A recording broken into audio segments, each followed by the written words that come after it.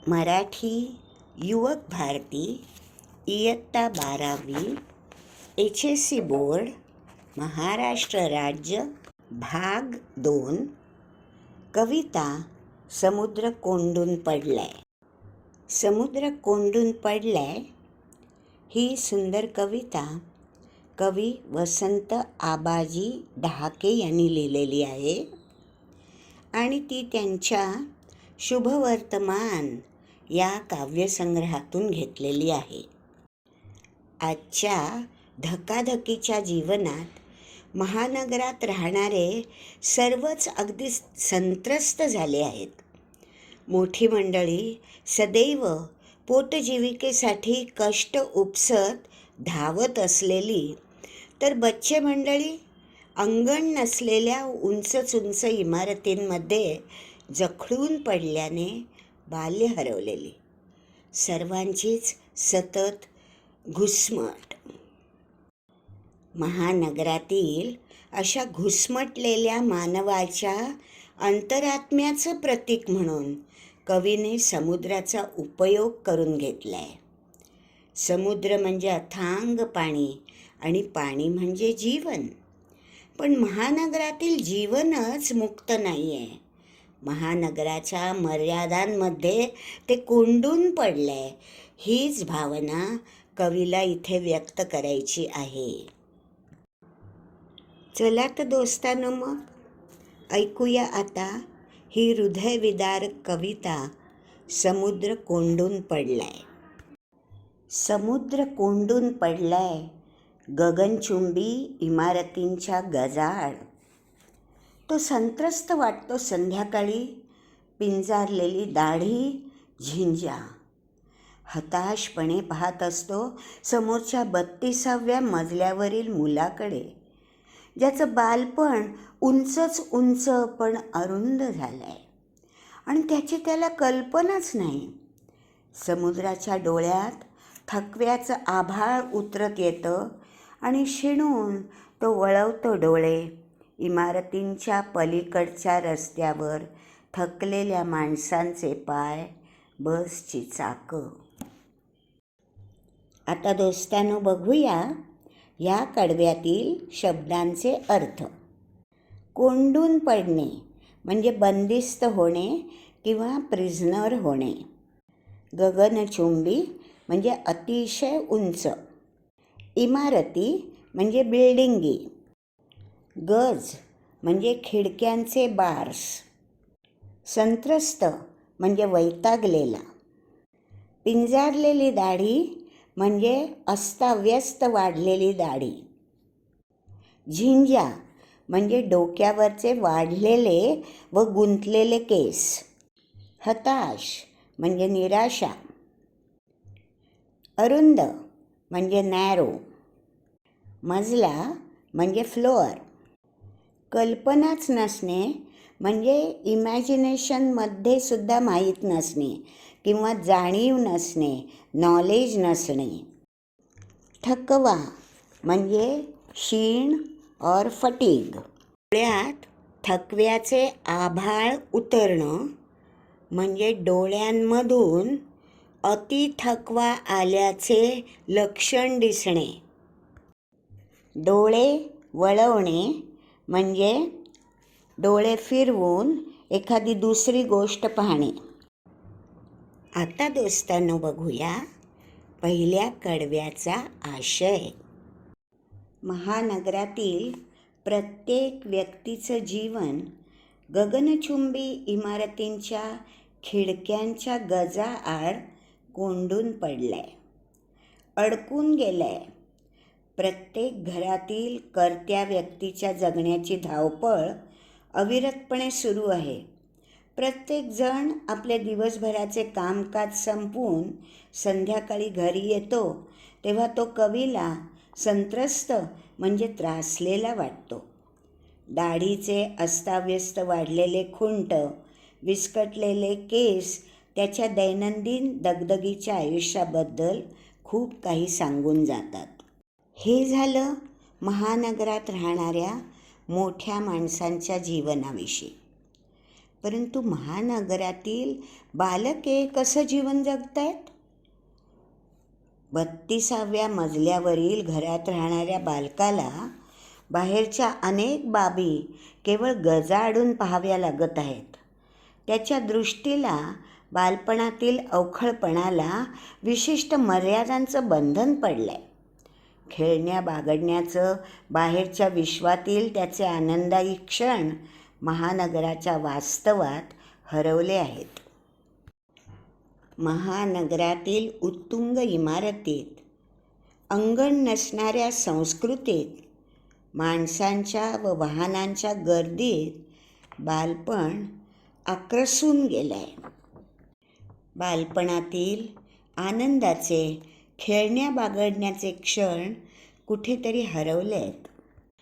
अशा तऱ्हेने या कडवयात कवीने महानगराच्या वास्तवाची विदारक जाणीव प्रस्तुत केली आहे. महानगराच्या या धावपळीच्या जीवनात सायंकाळच्या वेळी प्रत्येकाच्याच डोळ्यात थकव्याचं आभाळ उतरत येत असल्याची जाणीव कवीला झालेली आहे. थकलेल्या स्थितीत जेव्हा तो आजूबाजूला पाहतो तर इमारतीच्या पलीकडच्या रस्त्यावरही थकलेल्या माणसांचे पाय आणि थकलेली बसची चाकं ही कवीला दिसतात.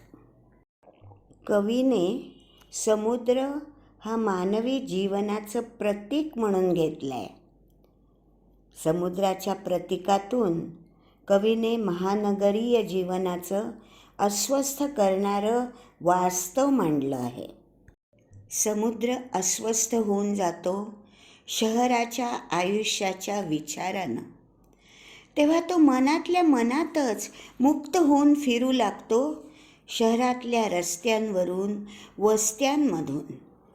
उशिरापर्यंत रात्री तो बसलेला असतो स्टेशनवरल्या बाकावर, एकाकी समोरच्या रुळांवरील रहदारी पाहत, हातावर डोकं ठेवून अर्धमिटल्या डोळ्यांनी. त्याला आठवतं त्याच्याच शेजारी पाय मुडपून कसं बसं झोपलेलं एखादं मूल, ज्याचं बालपण स्टेशनवरल्या बाका एवढं आणि त्याची त्याला कल्पना असावी किंवा नसावी.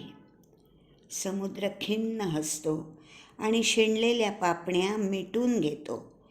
त्याला काळजी वाटते साऱ्यांच्याच बालपणाची, वयस्कांच्या शहरातील.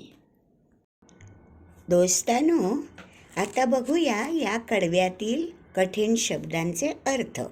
अस्वस्थ म्हणजे रेस्टलेस, मुक्त म्हणजे फ्री, वस्त्या म्हणजे माणसांच्या वसाहती, उशिरा म्हणजे लेट, एकाकी म्हणजे एकटा, रहदारी म्हणजे वाहनांची ये-जा, अर्धमिटले डोळे म्हणजे अर्धे उघडे डोळे, पाय मुडपून म्हणजे पाय फोल्ड करून, खिन्न म्हणजे सॅड, शिणलेल्या म्हणजे दमलेल्या, पापण्या म्हणजे आयलॅशेस, बालपण म्हणजे चाइल्डहूड आणि वयस्क म्हणजे ॲडल्ट्स. मित्रांनो, येथे वयस्कांच्या शहरातील याला एक खास अर्थ आहे बरं का. आता या महानगरात काय सगळेच्या सगळे लोक ॲडल्ट्स आहेत, वयस्क आहेत असं नाही आहे.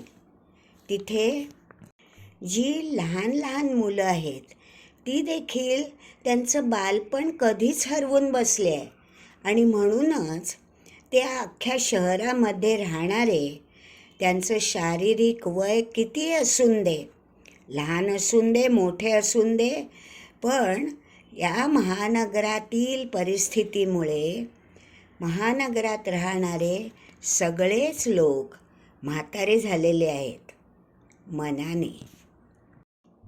आणि म्हणूनच उपरोधाने कवी महानगराला म्हणतोय वयस्कांचे शहर.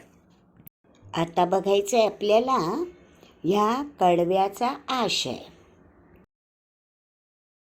दोस्तानो, या कवितेत कवीने समुद्र हा शब्द वापरलाय महानगरात घुसमटलेल्या मानवाच्या अंतरात्म्याचे प्रतीक म्हणून. शहरी जीवनाचा विचार करून करून समुद्र अस्वस्थ बैचेन होतो आणि मनातल्या मनात मुक्तपणे वावरायला लागतो. शहरातल्या रस्त्यांवरून पायपीट करतो, वस्त्यांमधून हिंडतो आणि उशिरा रात्रीपर्यंत तो स्टेशनवरील एकट्या बाकावर समोरच्या रुळांवरील गाड्यांची ये जा निमूटपणे पाहत बसतो. हताशपणे हातावर डोकं ठेवून तो अर्धमिटल्या डोळ्यांनी हा महानगरीय फाफट पसारा पाहतोय. त्याच बाकड्यावर त्याच्या शेजारीच पाय पोटाशी दुमडून एक निरागस मूल शरीराची मुटकुळी करून झोपलंय. त्याचं बालपण स्टेशनवरच्या त्या बाकड्या एवढंच सीमित झालेलं आहे. त्याच्या बालपणाची वाढ खुंटलेली आहे, परंतु ह्याची कसलीच जाणीव किंवा कल्पना त्या बालकाला आहे व नाही. समुद्राला काहीच कळेनासे होते. समुद्र उदासपणे हसतो, दमलेल्या पापण्या मिटून घेतो. त्याला वयस्कांच्या शहरातल्या साऱ्या माणसांची, त्याच्या बालपणाची चिंता वाटू लागते आणि त्याचे मन आक्रोश करून उठते. समुद्र कोंडून पडलाय गगनचुंबी इमारतींच्या गजाआड.